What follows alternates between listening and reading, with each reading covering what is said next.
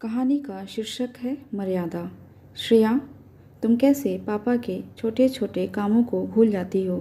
राहुल ने कहा तो श्रेया फ्रिज से बोतल निकाली और गिलास उनके कमरे में रखने गई।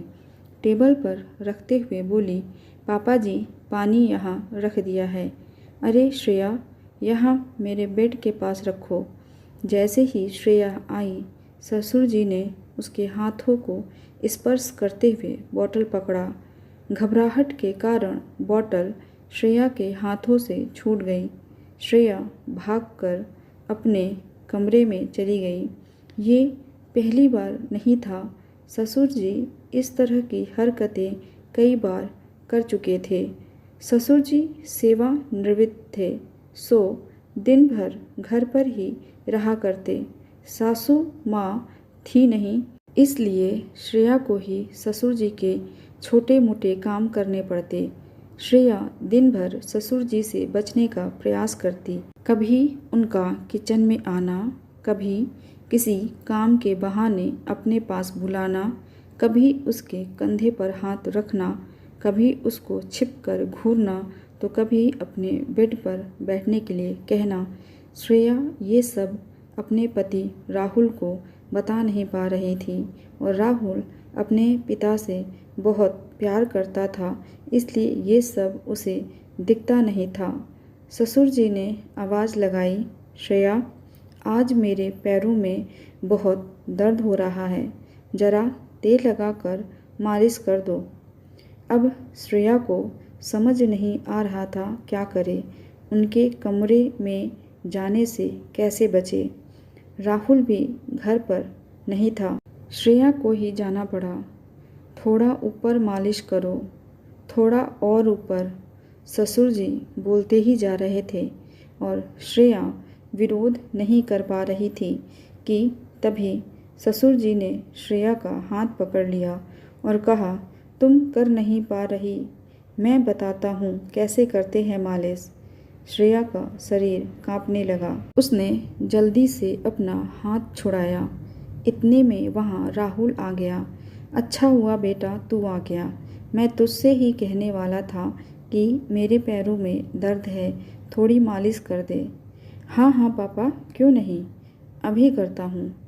मालिश करने के बाद जैसे ही राहुल कमरे में आया, श्रेया ने कहा, देखो राहुल, ऐसे काम मैं नहीं कर सकती, तुम ही किया करो, मुझे अच्छा नहीं लगता। इसमें बुरा लगने वाली क्या बात है, तुम्हारे भी तो पापा हैं, अगर कर दोगी तो क्या हो जाएगा, राहुल ने कहा। श्रेया कुछ न बोल सकी। ससुर जी की हिम्मत दिन ब दिन बढ़ती ही जा रही थी। श्रेया पूरी चौकन्नी रहती। उसे समझ नहीं आ रहा था कि अपनी बेटी जैसी बहू से कोई ऐसी हिम्मत कैसे कर सकता है। श्रेया, ज़रा मेरे कमरे में आना, पापा ने आवाज़ लगाई। श्रेया ने किचन से ही कहा, क्या काम है बताइए। उनके कमरे में न जाने का बहाना बनाते हुए कहा, जाने दो, मैंने कर लिया, पापा ने श्रेया से कहा। श्रेया दोपहर में 2 घंटे की झपकी लेती थी, सो आज भी उसने अपने कमरे के दरवाजे को बंद किया और सो गई। सोते हुए उसे ऐसा लगा कि कोई उसके बगल में लेटा है और उसे स्पर्श कर रहा है। राहुल? राहुल कैसे हो सकता है, वो तो ऑफिस में होगा। ये सोचते ही वह तेज़ी से उठकर बैठ गई। देखा तो पापा थे। पापा आप? ससुर को देखकर चौंक गई थी श्रेया। वो बहुत घबराई और डरी हुई थी। जल्दी जल्दी अपने कपड़े को ठीक किया और बेड से उतरकर खड़ी हो गई थी श्रेया। अरे मैं यहाँ कैसे? शायद नींद में समझ नहीं आया। गुस्से से भरी श्रेया चिल्लाने लगी, पापा आप मुझे बेवकूफ़ मत समझिए, आपके बेटे की पत्नी हूँ, आपकी बेटी के समान। आपकी हिम्मत कैसे हुई मेरे बगल में लेटने की?